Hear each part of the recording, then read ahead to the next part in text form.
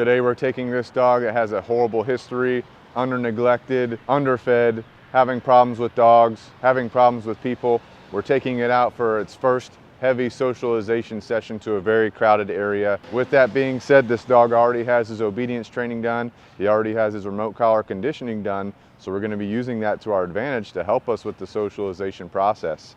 So follow along. Also, make sure you stay in till the end of the video to see how far into the heavy distractions we can get and watch his progress, learning tips and tricks along the way. All right guys, so we are at the border of the market. It's over here behind the camera. You can't see it at this time.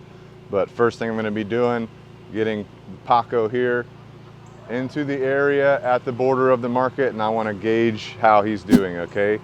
When we're at a market, when we're at a new area, we're always gauging what are our competing motivators, what are the things that are motivating the dog to do things other than what they're supposed to be doing. Nope.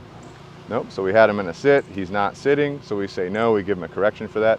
Once he goes back into the sit, we're good. We continue with what we're focused on, which is gauging his eye contact on us, okay? When he gives us eye contact, we'll say good, we'll give him a reward, and then we change our position in relation to him, okay? All we're doing right now, we're gauging his energy levels, we're gauging, is there any anxiety, is there any insecurity, is there any dominance popping up, okay?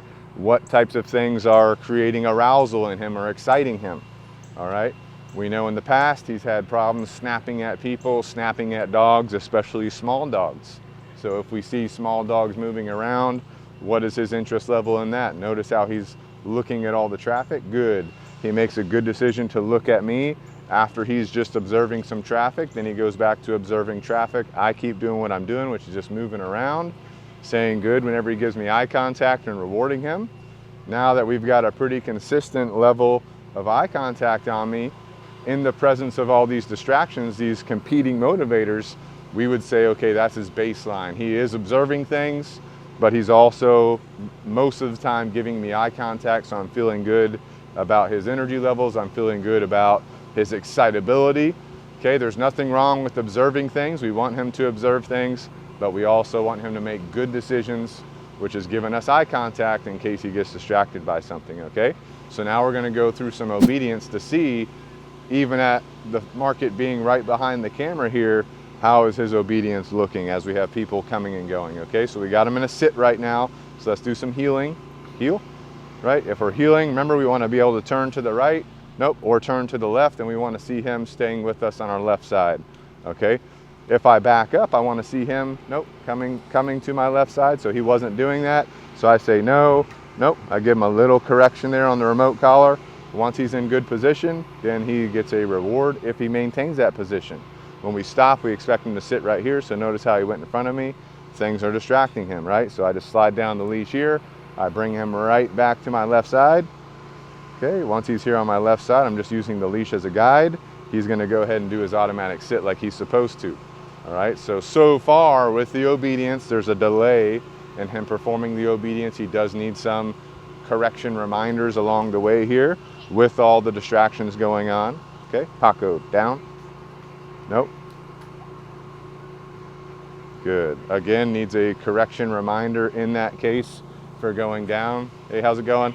So we're just gauging everything as we go along here, okay? Other things I'm looking at as we're assessing how he's performing, we're looking at his hips. We want his hips to be relaxed when he's in a downstay position. If he shows us other signs of relaxation, which could be a front paw tuck, it could be resting his head on the ground, those are all signs that he's further relaxing in the proximity with all these distractors around here. Okay, so that's what we're focused on. So me personally, going into a heavy distraction area like this with a lot of traffic with his history, you know, I'm thinking about, okay, the heel position was a little bit sloppy for our standards, so going into this area, I'm gonna need to pay very close attention to him and make sure I'm attentive to his positioning in relation to me. The previous thing that he used to have issues with distraction-wise, small dogs. So if we get in proximity of small dogs, I'll be paying attention to that as well.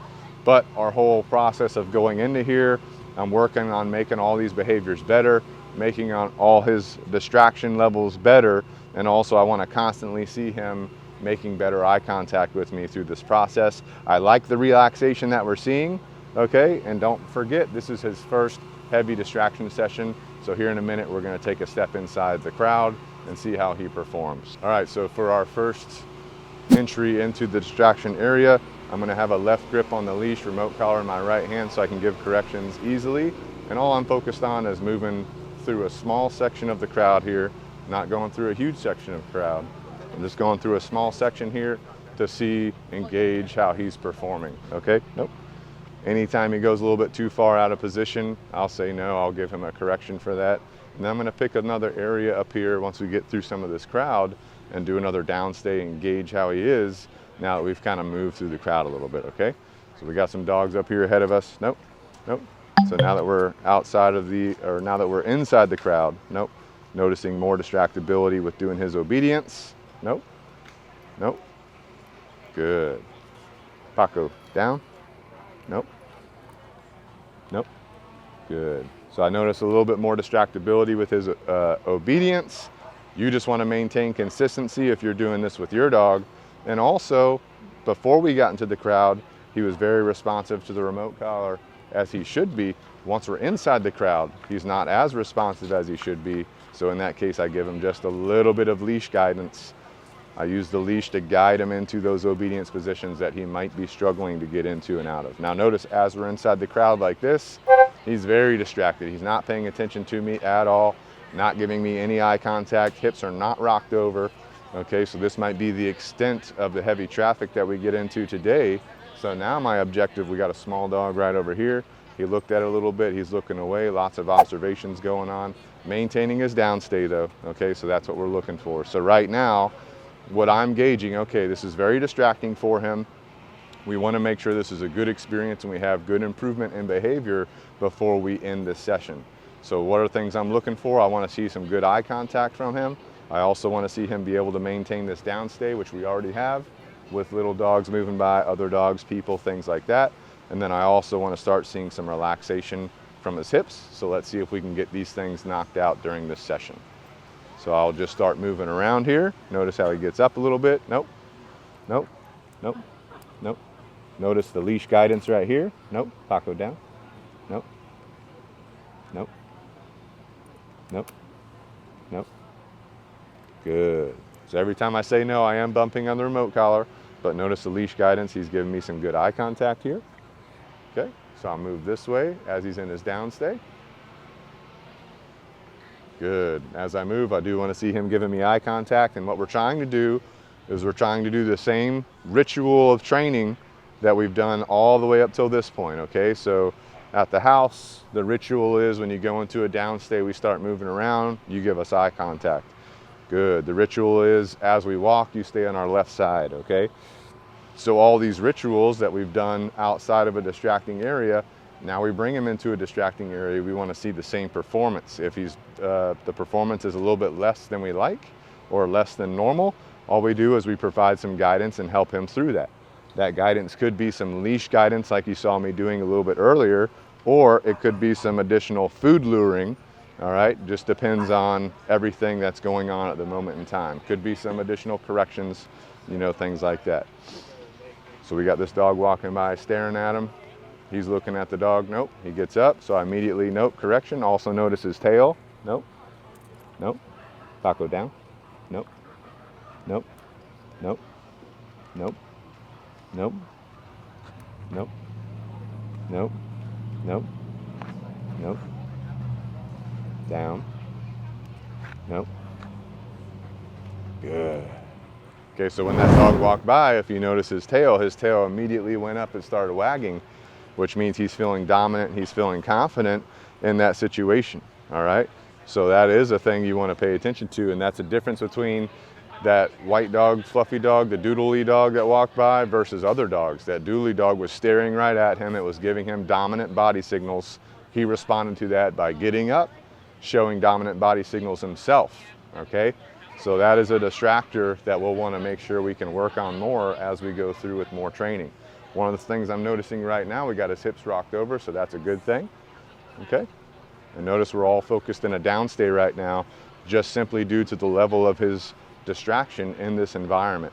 So let's do some healing right up through this area. We'll see how the healing's looking. Paco, heel.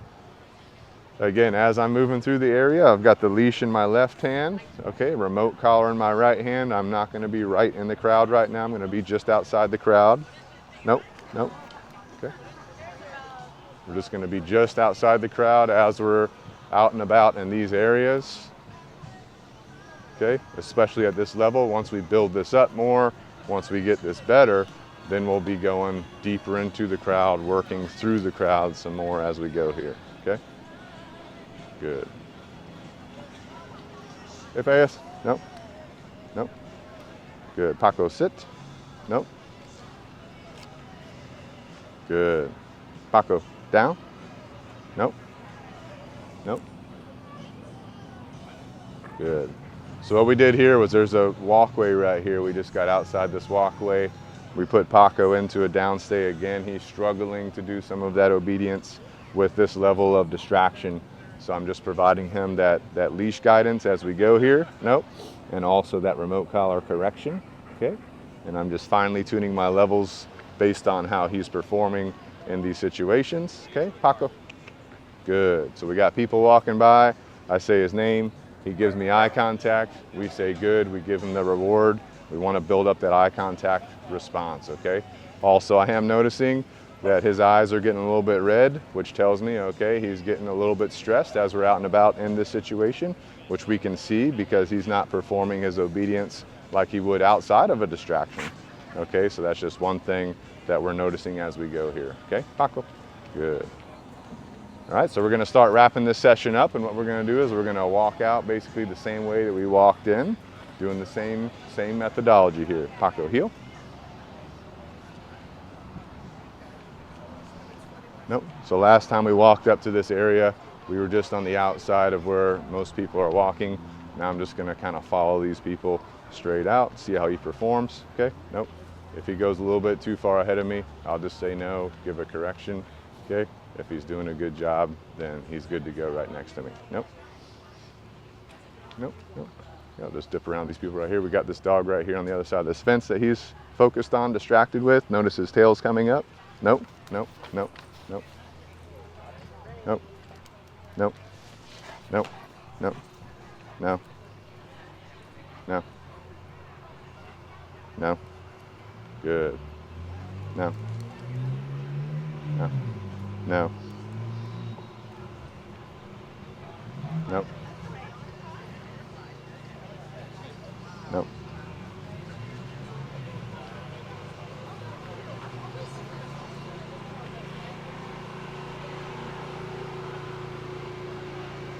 Nope, nope, nope. Nope. Nope. Nope. Paco, sit. Good. Paco, down. Nope. Nope. Nope. Nope. Good. So back to where we started at, just outside of the market area. Okay, still needing some leash guidance as we go through here. As we're walking out, we had a situation with the dog at a fence. Paco started, reacting to that dog. We notice his tail goes up. We notice it's wagging, so he's getting aroused by it. He's getting dominant by that dog being right there. So that's your body language there. And he's basically getting so focused on that dog running up and down that fence that he's just completely not caring about obedience, not caring about eye contact, anything like that, okay? So that tells us right there, we need to work on thresholds to distractions for those types of situations. So as we get closer to distractions, dogs, people, his arousal level's coming up, his excitability's coming up. As we get outside of those areas or a little bit further away, his arousal level comes down, excitable level comes down. He can think more clearly. As we can see right now, he relaxes more. So that tells us we need to work on thresholds to distractions and heavy distractions as well, but keeping our fundamental training protocols in place at all times. So if you have a dog like this that you're working on, okay, take some of these tips and tricks and methods and apply them to your dog, see how they work for you, and then check out this other videos on our channel to find other useful tips and tricks in other situations as well.